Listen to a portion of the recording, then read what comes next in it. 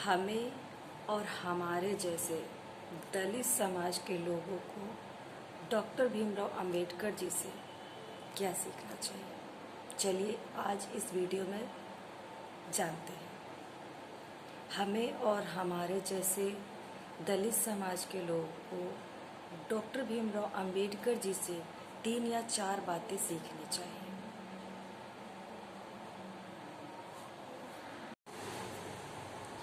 जबकि डॉक्टर भीमराव अंबेडकर जी ने जो कुछ भी सीखा वो सिर्फ 3 लोगों से सीखा। नंबर 1 गौतम बुद्ध, नंबर 2 संत कबीर, नंबर 3 ज्योतिबा फूले। और उन्होंने अपनी माँ से भी बहुत कुछ सीखा। और ये बात बिल्कुल सही है कि उन्होंने अपनी माँ से बहुत कुछ सीखा। जैसे उनकी माँ सिर्फ यही कहती थी कि बेटा किसी से लड़ाई मत करना। माता भीमाबाई अपने बेटे डॉक्टर भीमराव अंबेडकर जी से कहती थी कि बेटा किसी से लड़ाई मत करना, बस पढ़ना, सिर्फ पढ़ना। और डॉक्टर भीमराव अंबेडकर जी की ज़िंदगी का सबसे बड़ा टर्निंग पॉइंट ये है कि जब माता भीमाबाई डॉक्टर अंबेडकर जी की माँ माता भीमाबाई की जब मृत्यु हो रही थी, तब कोई भी वैद्य, कोई भी डॉक्टर उनके घर नहीं जा रहा था। जानते हैं क्यों? क्योंकि माता भीमाबाई एक दलित समाज से थी। और तब डॉक्टर भीमराव अंबेडकर जी को यह लगा कि चलो मेरी माँ की मृत्यु तो एक बीमारी से हो रहा है, वो एक बीमारी से ग्रस्त है जिस वजह से उनकी मृत्यु हो गई, लेकिन ये समाज तो यह समाज तो मानसिक रोग से ग्रस्त है, इसका इलाज करना पड़ेगा। सबसे पहले इसका इलाज करना पड़ेगा जो मानसिक रोग से ग्रस्त है। और इसका इलाज करते करते डॉक्टर भीमराव अंबेडकर जी ने अपना पूरा जीवन हमारे दलित समाज पर ही कुर्बान कर दिया।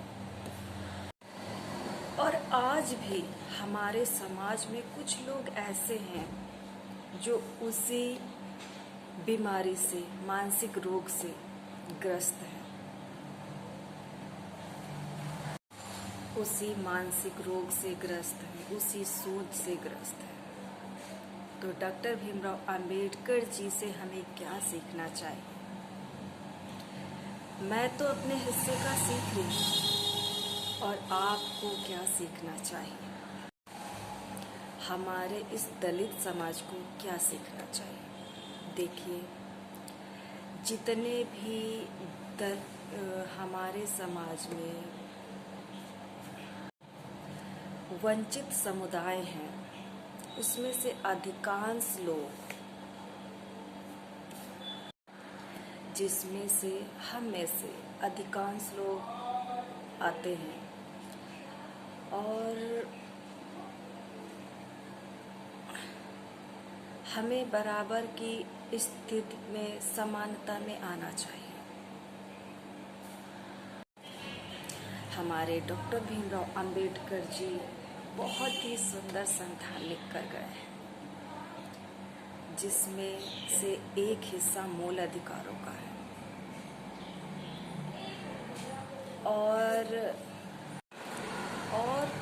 बहुत ही इंटरेस्टिंग बात ये है कि सबसे इंटरेस्टिंग बात ये है कि हमारे संविधान में सबसे पहला अधिकार समानता का है, ना कि स्वतंत्रता का। क्योंकि समानता जरूरी है।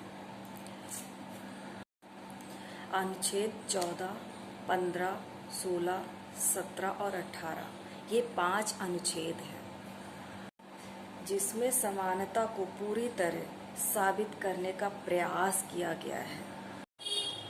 और डॉक्टर भीमराव अंबेडकर जी आर्टिकल 17 में लिखते हैं कि छुआछूत को खत्म किया जाता है। इसका किसी भी प्रकार का आचरण वर्जित और दंडनीय होगा, जिसके तहत छुआछूत को अपराध घोषित कर दिया गया। डॉक्टर भीमराव अंबेडकर जी से हम और हमारे दलित समाज को ये सीखना चाहिए। और डॉक्टर भीमराव अंबेडकर जी ने कहा था कि शिक्षा वह शेरनी का दूध है जो जितना पिएगा उतना दहाड़ेगा। इसीलिए बिना शिक्षित हुए आप कुछ भी नहीं कर सकते। यहाँ तक कि कहा था कि आपके पैरों में जूते हों या ना हो, लेकिन हाथ में किताब जरूर होनी चाहिए। क्योंकि अगर आप एक जीवन में चाहते हैं कई जिंदगी, तो इसका बस एक ही रास्ता है, किताबें और पढ़ाई। और इसका उदाहरण एक डॉक्टर भीमराव अंबेडकर जी खुद है। क्योंकि हमारे समाज, दलित समाज के पास ना तो जमीन जायदाद है, ना ही रसूख है, ना ही और कोई ताकत, और ना ही पैसा है, ना ही पॉलिटिकल ताकत, कुछ भी नहीं है हमारे पास। इसका सिर्फ एक ही रास्ता है, पढ़ाई और किताबें।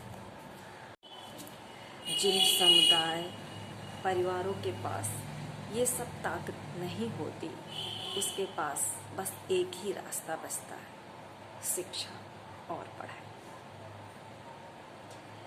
ये वीडियो मैंने आप लोगों के लिए बनाया है। इसको आप पूरा देखिएगा, आपको कुछ न कुछ ज़रूर सीखने को मिलेगा। तो इसी के साथ ये वीडियो ख़त्म करती हूँ। आप सभी को, आप सभी सामान्य साथियों को हमारा क्रांतिकारी जय भीम, नमो बुद्धाय।